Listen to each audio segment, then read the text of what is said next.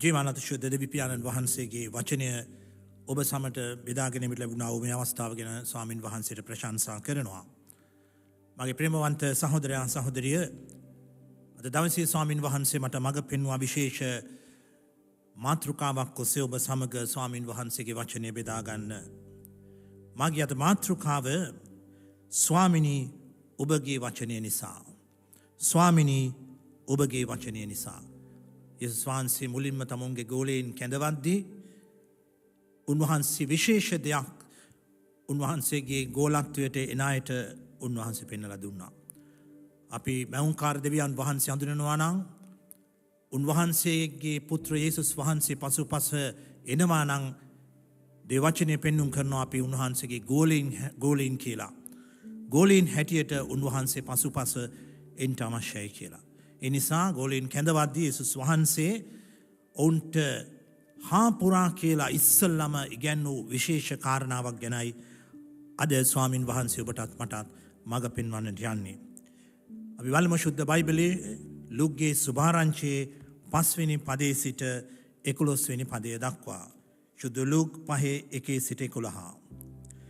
තවද උන්වහන්සේ ගෙනසරත් නම් විල ළඟ සිටියදී සමූහය දෙවියන් වහන්සේගේ වචනය අසමින් උන්වහන්සේට තෙරපීගෙන සිටියෝය. විල ළඟ ඔරු දෙකක් තිබෙනවා උන්වහන්සේ දුටුසේක. මසුන් අල්ලන්නෝ ඒවායින් බැස තමුන්ගේ දැල් සෝදමින් සිටියෝය. උන්වහන්සේ ඔරුවලින් එකක් වන සීමොන්ගේ ඔරුවට නැගී ගොඩින් ටිකක් ඈත් කරන්ට ඕගෙන් ඉල්ලා ඔරුවෙහි වැඩහිඳ සමූහයන්ට ඉගැන් වූ සේක.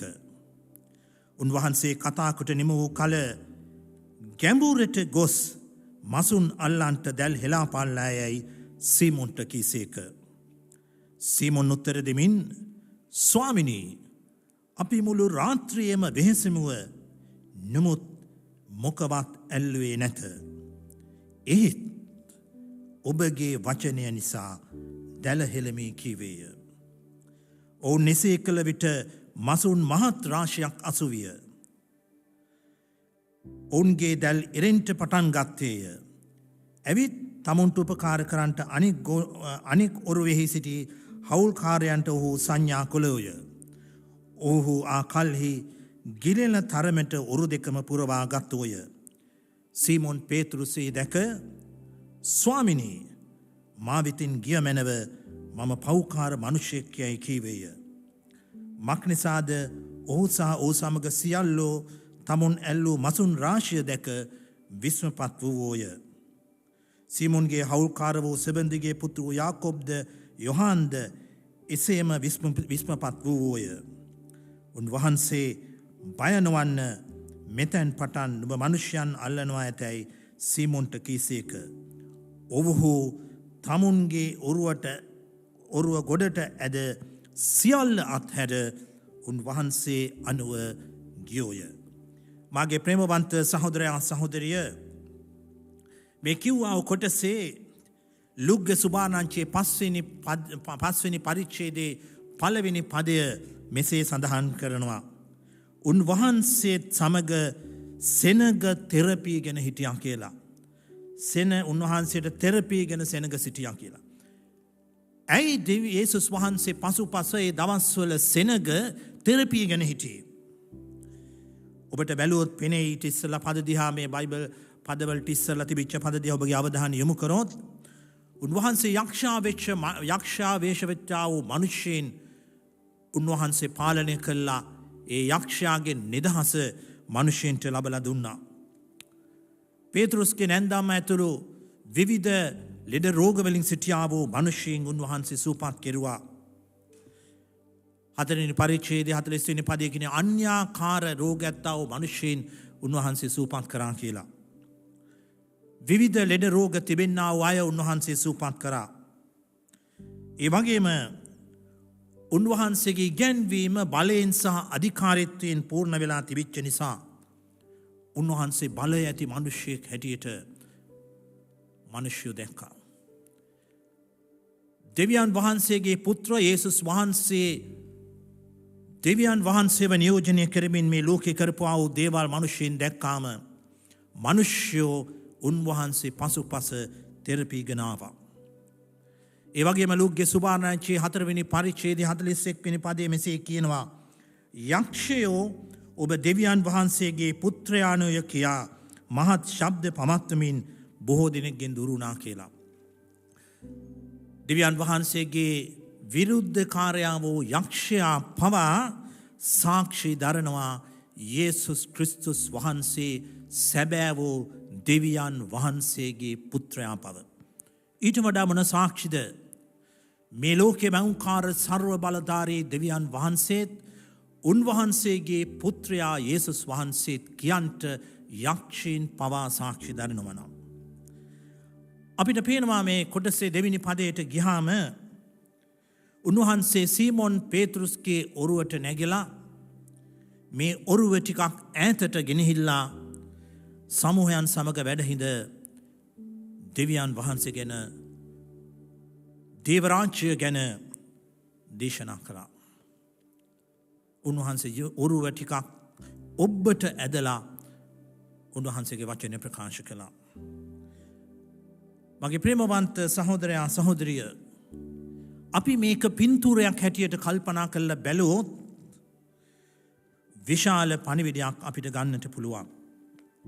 දෙවෙනි පදයේ කියන උන්වහන්සේ විල ළඟ ඔරුව දෙකක් තිබෙනවා. උන්වහන්සේ දුටුසේක මසුන් අල්ලන්නෝ ඒවායින් බැස තමුන්ගේ දැල් සෝදමින් සිටියෝය. උන්වහන්සේ ඔරුවලින් එකක් වන සීමොන්ගේ ඔරුවට නැගී ගොඩින් ටිකක් ඈත් කර ඔහුගෙන් ඉල්ලා ඔරුවේ වැඩ හිඳගෙන සමූහයන්ට ඉගැන්වූසේක. මේක දර්ශනයක් හැටියට බැලුවාම ලස්සන ඔරු දෙකක් තිබෙනවා. ලස්සන විලක් තිබෙනවා. ඒ වගේම මහන්සි වෙලා දහඩිය හෙළලා හෙම්බත් වෙච්ච මසුන් මරන්නෝ ඉන්නවා. මේ සියල්ල තියෙද්දි නමුත් ඔවුන් බලාපොරොත්තු වුණා වූ වටිනාම දේ ඔවුන් අතර තිබුණේ නැහැ. ඔරු තියෙනවා, විල තියෙනවා, මසුන් අරන්නෝ ඉන්නවා, දැල් තියෙනවා. සියල්ල තියෙද්දි ඔවුන්ගේ බලාපොරොත්තුවට අත්‍යවශ්‍ය දේ ඔවුන් අතර තිබුණේ නැහැ. ඒ කුමක්ද? මසුන්. මසුන් ඔවුන් ළඟ තිබුණේ නැහැ. මගේ ප්‍රේමවන්ත සහෝදරයා සහෝදරිය අද අපගේ ජීවිතයේ අපේට පරිබාහිරව තිබෙන්නා වූ සෑම දෙයක්ම අපිට තිබෙනවා වෙන්නට පුළුවන්. ඒ වයින් අපි සම්පූර්ණත්වය ලබලා තිබෙනවා වෙන්නට පුළුවන්. නමුත් අපේ ජීවිතය අපි බලාපොරොත්තු වන්නා වූ වැදගත්ම දේ අපිට හිස් වෙලා තිබෙනවා වෙන්නට පුළුවන්. මේ දවසේ ගෝලින්ට වෙහෙස දරමින් උත්සාහ කළා වූ වැදගත්ම දේ මසුන් ඔවුන් අතර තිබුණ නැතුණා වාගේ. යේසුස් වහන්සේ මේ වරු දෙකෙන් එකක් අර මං කිව්ව විදියට ඈතට අරගෙන උන්වහන්සේගේ වචනය ප්‍රකාශ කරන්නට යනවා. අපි පේනවා පොළවේ මේ යේසුස් වහන්සේ ජීවත් වෙද්දී උන්වහන්සේගේ සේවය සීමිත සම්පත් සහ විවිධ බාධක මැද්දේ උන්වහන්සේ ඉෂ්ට කරනු ලැබුවා. අපිට පේනවා මේ විලේ උලන් සද්ද තියෙන්නට ඇති. මිනිස්සුયો මේ ස්ථානේ මසුන් අල්ලනු තව ඉන්නට උන් ශබ්ද නගා කෑ ගහන්නට ඇති. ඒ වගේම දැන් කාලේ වගේ මයික්‍රොෆෝන්ස් නැහැ. පහසුකම් නැහැ. නමුත් බාධක මැද්දේ උන්වහන්සේගේ වචනය සීමිත සම්පත් යටතේ උන්වහන්සේ ඉෂ්ට කරනු ලැබුවා. මගේ ප්‍රේමවන්ත සහෝදරයා සහෝදරිය දෙවියන් වහන්සේට සේවය කරන අපි ඉගෙනගත යුතු විශේෂ කාරණාවක් මේකේ සඳහන් වෙනවා. අපි ස්වාමින් වහන්සේට හදවතින් සේවය කරන්නට යද්දී උන්වහන්සේ සේවය කරා වගේ අපිට තියෙන බාධක අපහසුතාවයන් හිස්කම් සියල්ල පසෙකලා උන්වහන්සේට අපි සේවය කරන්නට උනේ. යේසුස් වහන්සේ මේ ලෝකේ ඉඳිද්දී මිනිසයාට සේවය කළේ සාමාන්‍ය මිනිසෙක් හැටියට ඒ සීමිත සම්පත් දෙවියන් වහන්සේ වෙනුවෙන් පූජා කරමින්. 4 වෙනි පදයේ කියන උන්වහන්සේ වචනේ ප්‍රකාශ කළාට පස්සේ උන්වහන්සේ කතා කොට නිම වූ කල ගැඹුරට ගොස් මසුන් අල්ලන්ට දැල හෙලා පල්ලායයි සීමොන්ට කීසේක. උන්වහන්සේ කතා කොට නිම වූ කල ගැඹුරට ගොස් මසුන් අල්ලන්ට දැල හෙලා පල්ලායයි සීමොන්ට කීසේක. මගේ ප්‍රේමවන්ත සහෝදරයා සහෝදරිය සීමොන් පේතෘස් සහ මේ සිටියාවෝ එතුමාගේ අනිත් මත්සුන් අල්ලන අය මුළු රාත්‍රියම වෙහෙස වෙලා මසුන් අල්ලලාන්ඩ උත්සාහ කළා අධෛර්යයට වෙලා හෙම්බත් වෙලා හිටිය වෙලාවක තමයි උන්වහන්සේ කියන්නේ වෙහෙසට පත්වෙච්ච පේතෘස්ට නැවත වාරයක් දියඹට ගිහිල්ලා ගැඹුරට ගිහිල්ලා දැලහිලන්ට කියනවා. අපිට බැලුවාම පේනවා පිටතින් දකින විදියට යේසුස් වහන්සේ හරි අසාධාරණ ඉල්ලීමක් පේතෘස්ට දුන්නා වගේ. මහන්සි වෙලා ඒ කාරණාව තුළ උත්සාහ කරපු පේතෘස් හෙම්බද්ද සිටියේදී නැවත වාරයක් ගිහිල්ලා ඒ දේ දියඹේ ගැඹුරට ගිහිල්ලා දැලහෙලන්ට කියලා අණ කරනවා. මගේ ප්‍රේමවන්ත සහෝදරයා සහෝදරිය පසුගිය මුළු රාත්‍රියම පේතෘස් දියඹට ගිහිල්ලා දැලහෙලමයි තිබුණේ උත්සාහ කරා. පේතෘස් ඒ විලේ මේ කොනේ සිට අර කොනටත් උඩ ඉඳන් පල්ලෙහාටත් මහන්සි වෙලා දැලහෙලලා ඔහුගේ උත්සාහය තුළ අසාර්ථක වෙච්ච මිනිහෙක් හැටියට මේ මොහොතේ සිටියේ. ප්‍රේමවන්තයනි පේතෘස්ට දැනුමක් නැද්ද ඒ විලේ දැලදාන්ට? අපි ඉතිහාසය සම්බන්ධව අපි දේවවචනේ විග්‍රහ කරන පොත්වල හොයලා බැලුවාම අපිට පේනවා පේතෘස්ගේ මුළු පරම්පරාව මසුන් නැල්ලීමේ කර්මාන්තයේ දීලා සිටියා වූ අය. ඔහුගේ තාත්තා, සීයා, මුත්තා, මේ මුත්තා මුළු පරම්පරාවම මසුන් අල්ලන්ට දක්ෂව සිටිය දැනුම ඇති පරම්පරාවක්. පේතෘස්ට දැනුම තිබුණා ඒ මසුන් අල්ලන්න. පසුගිය රාත්‍රියේ දැනුම පාවිච්චි කළේ දැනුමෙන් කිසිම ප්‍රතිඵලයක් පේතෘස්ට ලැබුණේ නැහැ. ඒ වගේම පේතෘස් මේ වෛද්‍ය අවුරුදු 40 ගණන් වල සිටින්නට ඇතයි කියලා සිතනවා. උපුංචි කාලේ ඉඳන්ම ඔහුට තිබුණා මසුන් අල්ලන්ට හැකියාව පළපුරුද්ද. අවුරුදු 40ක් විතර සෑහෙන පළපුරුද්දක් තිබුණේ මසුන් නැල්ලීම පිළිබඳව. පසුගිය රාත්‍රිය තුල ඔහුට ඒ පළපුරුද්ද තුල කිසිම දෙයක් අල්ලගන්න පුළුවන් කමක් ලැබුණේ නැහැ. පේතෘස්ගේ උත්සාහය තුළ අසාර්ථක මිනිසෙක්ව සිටියා. ඔහුගේ ශක්තිය තුළ ඔහු අසාර්ථකයි. ඔහුට තිබුණා දැනුම සහ ප්‍රඥාව තුළ ඔහු අසාර්ථක වෙලා සිටියා. ඔහුට තිබුණා දීර්ඝකාලීන පළපුරුද්ද තුළ එක මාසෙක්වත් අල්ලගන්න පුළුවන් කමක් නැතුව ඔහු අසාර්ථක වෙලා ඉඳින්දී. ඒ විශේෂඥයා වගේ ඉන්න මසුන් කර්මාන්තයේ පේතෘස්ට අපි දන්න යේසුස් වහන්සේගේ පියා වඩුවගේ පුතාන් කියනවා මේ විදියට ගිහලා ඈතට ගිහිල්ලා ගැඹුරට දැලහෙලන්නට කියලා. අපිට බැලුවාම ප්‍රශ්නාර්ථයක් පේන්නේ. දන්න මිනිහෙක් ඔහුගේ සියලු උත්සාහය තුළ අසාර්ථක වෙලා ඉඳෙද්දී නොදන්න මිනිහෙක් කියනවා නැවත ගිහිල්ලා ගැඹුරට දැලහෙලන්නට කියලා. ඔබ නම් මම නම් මොනවා කරයිද? පේතෘස්ට මොනවද කියන්න තිබුණේ වගේ වෙලාවෙදී? පේතෘස්ට කියන්න තිබුණා උන්වහන්සේ දෙවියන් වහන්සේගේ පුත්‍රයා හැටියට හැමතැනම ප්‍රසිද්ධ වෙලා සිටියේ. උන්වහන්සේ බලවත් දේවල් කරා, හාස්කම් කරා. ස්වාමිනී, ඇයි මට කියන්නේ? ඔබ වහන්සේ දේව පුත්‍රයා නම් දැලහෙලන්ට එතකොට මසුන් අපි ළඟට එනවා නේද කියලා. ඔව්, එසේ කරන්න තිබුණා ස්වාමින් වහන්සේට. උන්වහන්සේ මේ ලෝකයේ දෙවියන් වහන්සේ මේ ලෝකයේ මැව්ව සත්තු මැව්ව දෙවියන් වහන්සේට පුළුවන්කම තියෙන එක වචනයක් කියද්දී මාළුන්ට පොලිමේ දැලට එන්න කියලා අනකරන්ට මාළු එනවා එහෙමනම්. ස්වාමීන් වහන්සේ එක කරේ නැහැ. ඒ වගේම පේතෘස්ට කියන්න තිබුණා ස්වාමීනි මම ගොඩක් මහන්සි වෙලා ඉන්නේ. ඒ නිසා ස්වාමීනි අද මට දැල දාන්න බෑ. හිට අපි දාමු මේ දැල කියලා. පේතෘස් එසේ කළෙත් නැහැ. ඒ වගේ පේතෘස්ට අහන්න තිබුණ යේසුස් වහන්සේගේ ස්වාමීනි මම මහන්සි වෙලා ඉන්නේ මම දැල දාන්නම්. කොච්චර මාළු මට හම්බ වෙයිද? කොච්චර මාළු මට හම්බ වෙයිද? මගේ ප්‍රේමවන්ත සහෝදරයා සහෝදරිය පේතෘස්ගේ කිසි දෙයක් යේසුස් වහන්සේගෙන් ඇහුවේ නැහැ. උත්සාහය තුල අසාර්ථක වෙලා සිටියේ. ඔහුගේ දැනුම තුල ඌ අසාර්ථක වෙලා සිටියේ. ඔහුගේ පළපුරුද්ද තුල අසාර්ථක වෙලා තිබෙන්නේ. යේසුස් වහන්සේ නැතුව පසුගිය රාත්‍රී ඌ අසාර්ථක මිනිසෙක්ව සිටියා. මගේ ප්‍රේමවන්ත සහෝදරයා සහෝදරිය අද දවස තුල දෙවියන් වහන්සේ ඔබගෙන් මගෙන් ප්‍රශ්න කළා අභියෝගයක් ඔබට මට ඉදිරිපත් කරනවා. අද දවසේ ඔබ අසාර්ථක මිනිසෙක් හැටියට සිටිනවාද? ඔබගේ ශක්තිය තුළ, දැනුම තුළ, බලාපොරොත්තුව තුළ, පළපුරුද්ද තුළ. දෙවචනේ සඳහන් වෙනවා මෙසේ කියමනක්. ස්වාමින් වහන්සේගේ නොසාදන සේක් නම් සාදන්නෝ නිෂ්ඵලව වෙහෙසිති. දෙවියන් වහන්සේගේ නොසාදන සේක් නම් සාදන්නෝ නිෂ්ඵලව වෙහෙසිති. අපි සමහරවිට අපගේ ජීවිතයේ බලාපොරොත්තුව සඳහා ස්වාමින් වහන්සේ අප සමග නොසිටිනවා. අපි නිෂ්ඵලව වෙහෙසෙන්නා වූ මිනිසයෝ වෙන්නට පුළුවන්.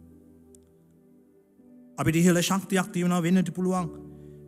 ඉහළ දැනුමක් තිබෙනවා වෙන්නට පුළුවන්. ඉහළ පළපුරුද්දක් තිබෙනවා වෙන්නට පුළුවන්. අපිට බලය තිබෙනවා වෙන්නට පුළුවන්. මිනිසෙන් එක්ක සම්බන්ධතාවයන් තිබෙනවා වෙන්නට පුළුවන්. නමුත් මේ සියල්ල තුළ ස්වාමින් වහන්සේගේ ශක්තිය අපි තුළ නැත්නම් අපි හීන වෙලා තිබෙනා වූ මිනිසෙ වෙන්නට පුළුවන්. මගේ ප්‍රේමවන්ත සහෝදරයා සහෝදරිය, වෙහෙසව සිටිය පේත්‍රුස් යේසුස් වහන්සේට මේ අභියෝගය තුලදී දුන්නා වූ පිළිතුර කුමක්ද? 5 වෙනි පදය ලූකේ සුභාරංචියේ 5 වෙනි පරිච්ඡේදයේ. ස්වාමිනී, අපි මුළු රාත්‍රියම වෙහෙසෙමුව, නමුත් මොකවත් ඇල්ලුවේ නැත. නමුත් ඔබගේ වචනය නිසා දැල හෙළෙමි. ස්වාමිනී, අපි මුළු රාත්‍රියම වෙහෙසෙම, නමුත් මොකවත් ඇල්ලුවේ නැත. නමුත් ඔබගේ වචනය නිසා දැල හෙළෙමි. තමත් ආග්‍රහයෙන් කියනවා, ස්වාමිනී, මම මගේ ජීවිතයේ සියල්ල තුළ මම අසාර්ථක වෙලා තිබෙන්නේ. මම මගේ මමත්වයේ යටත් කරන්නට කැමැති ස්වාමිනී, දෙවියන් වහන්සේ වන ඔබ වහන්සේගේ වචනය නිසා. මගේ ප්‍රේමවන්ත සහෝදරයා සහෝදරිය, අද දවසේ ඔබගේ ශක්තිය, ඔබගේ බුද්ධිය, ඔබගේ පළපුරුද්ද, ඔබගේ මමත්වය සර්ව බලධාරී දෙවියන් වහන්සේ වෙනුවෙන් යටපත් කළා. උන්වහන්සේට ඉහළ තැනක් ඔබ පිළිගැනීමේ ස්ථානයක් ඔබගේත් මගේ ජීවිතයේ දෙන්න පුළුවන්ද කියලා උන්වහන්සේ අද දවසේ ඔබගෙනුත් මගෙනුත් අහන්නට යනවා. 6-7 වෙනි පදවල මෙසේ කියනවා. ඔවුන් එසේ කළ විට මසුන් මහත් රාශියක් අසුවිය. ඔවුන්ගේ දැල් ඉරෙන්ට පටන් ගත්තේය. ඇවිත් තමුන්ට උපකාර කරන්නට අනෙක් ඔරුවේ සිටි හවුල්කාරයන්ට ඔවුහු සංඥා කළෝය. ඔහු ආකල්ලි ගිලෙන තරමට ඔරු දෙකම පුරවා ගත්තෝය. ඔවුන් එසේ කළ විට ස්වාමින් වහන්සේ දැල හෙලන්ට කියලා ගැඹුරට ගිහිල්ලා දුන්නා වූ අන ප්‍රශ්නාර්ථයෙන් තොරව යේසුස් වහන්සේව විශ්වාස කළ ඔවුන් එසේ කළ විට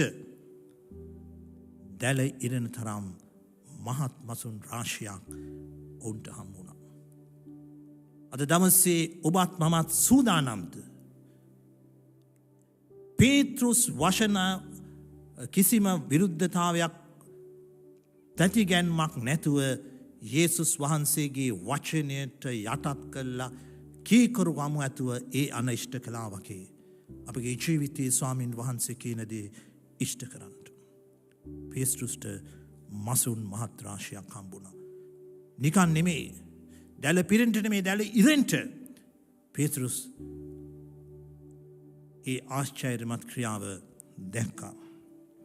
එකම ඔරුව, එකම දැල, එකම මුහුද, එකම මසුන් අල්ලන්නෝ එකම ස්ථානයේ සිට අත්දැකීම් දෙකක් ලැබුවා.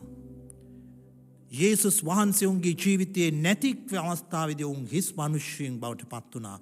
නමුත් යේසුස් වහන්සේ උන්ගේ ජීවිතයට ආවට පස්සේ උන්ගේ ජීවිතයේ අවශ්‍ය ප්‍රමාණයට බලාපොරොත්තු වුණාට වඩා උන්වහන්සේ සැපෙව්වා. මගේ ප්‍රේමවන්ත සහෝදරයා සහෝදරිය, අද දවසේ උන්වහන්සේ කියනවා ඔබගේ ජීවිතයේ පළවෙනි තැන මැවුම්කාර සර්ව බලධාරී දෙවියන් වහන්සේට දෙන්න කියලා. මැවුම්කාර සර්ව බලධාරී දෙවියන් වහන්සේ මනුකයක් අරගෙන යේසුස් වහන්සේට මේ ලෝකේ ආවා. ඒ යේසුස් වහන්සේ වෙනුවෙන් ඔබගේත් මගේ ජීවිතයේ මුල් තැන උන්වහන්සේට දෙන්න කියලා දවසේ උන්වහන්සේ ඔබටත් මටත් මඟ පෙන්වනවා. ශුද්ධ බයිබලයේ මතෙව්ගේ සුභාරංචියේ 6වෙනි පරිච්ඡේදයේ 33 වෙනි පදයේ මෙසේ කියනවා.